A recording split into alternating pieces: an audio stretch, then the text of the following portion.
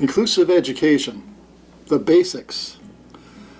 This first short piece on disability and education serves as an introduction to basic aspects of inclusive education. Inclusive education for students with disability remains a poorly understood concept and practice. It is confused by many who associate it with this traditional special education model. However, inclusive education is radically different than special education. Vaughan and Forrest described the genesis of inclusive education in Toronto, Canada in 1988, 6 years before it became United Nations policy. Inclusive education for students with disabilities has been United Nations policy since 1994, however. In that year, leading educators from around the globe met at a UNESCO meeting in Salamanca, Spain, to discuss the future of education for those with disabilities. Their final decision was to move from the segregation-based special education model to inclusive education, a model in which all students learn together in regular classroom settings. The Salamanca Statement endorsed inclusive education.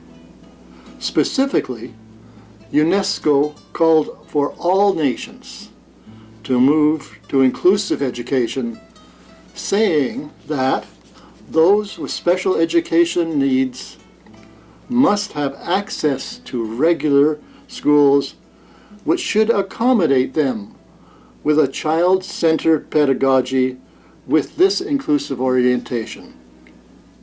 It is the most effective way of combating discriminatory attitudes, creating welcoming communities, building an inclusive society, and achieving education for the majority of children, and prove the efficacy and ultimately the cost effectiveness of the entire school system.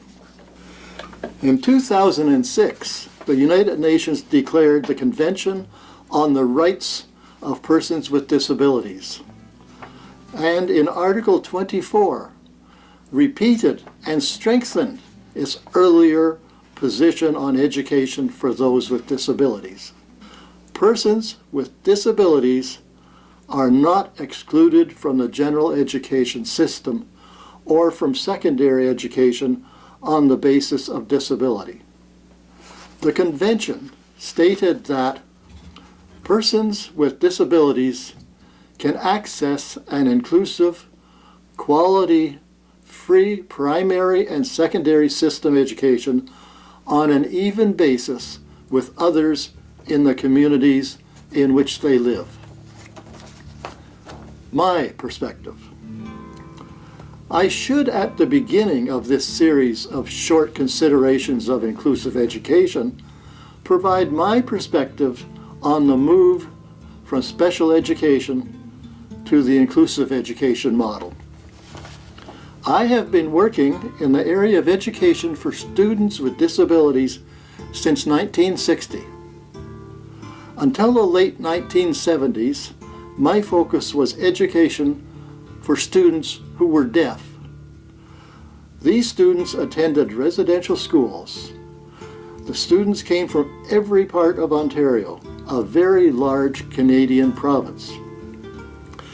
Every student was required to live in the school 5 days a week, even if they lived in the town in which their school was situated. Due to the distances involved, and as there was no school bus service, almost every student did not return to their homes except for the summer and Christmas holidays. I say this to let the reader, understand that I am closely familiar with the special education model. At that time, we teachers and administrators worked diligently to the best we could. We were proud of our efforts. Up to that time, the concept of inclusive education was unknown. However, when I became a senior administrator, I was able to find ways for students to go to their homes on a daily basis. That still meant that many students were full-time residential students, but a significant number were going home by bus every day. Eventually, I left schools for the deaf for a university professor position. At that time, I met others who felt a new system was needed. I worked with Marcia Forrest, Jack Pierpoint, and others with and without disabilities in the early development of inclusive education. This has been a far more rewarding direction. One of my research studies was a study of what Canadians meant when they used terms such as special education and inclusive education. Many governments and many educators continue to confuse the two concepts. The study was national in scope. One important component was a series of regional meetings involving persons with disabilities, families, government representatives, educational administrators, university professors, and teachers. All these voices needed to be heard, whether or not they preferred special education or inclusive education. Other strategies were used as well to collect data. However, the majority of responses to our questions indicated that there was considerable confusion regarding education for students with disabilities. However, the majority upheld change to inclusive education.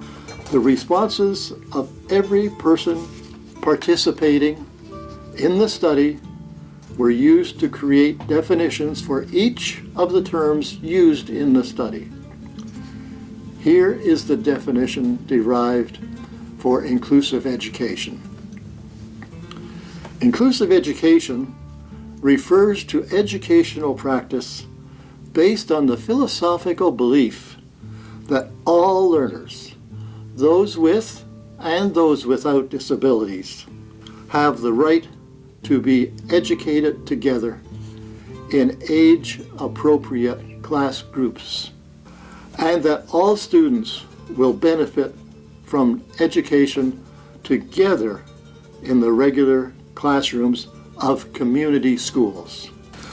Within these settings, teachers, parents, and others work collaboratively, using appropriate and sufficient resources to interpret and enact the regular curriculum in flexible manner in accordance with the individual abilities and needs of all learners. This definition is used in many parts of Canada and is referred to as a guide in a variety of other nations.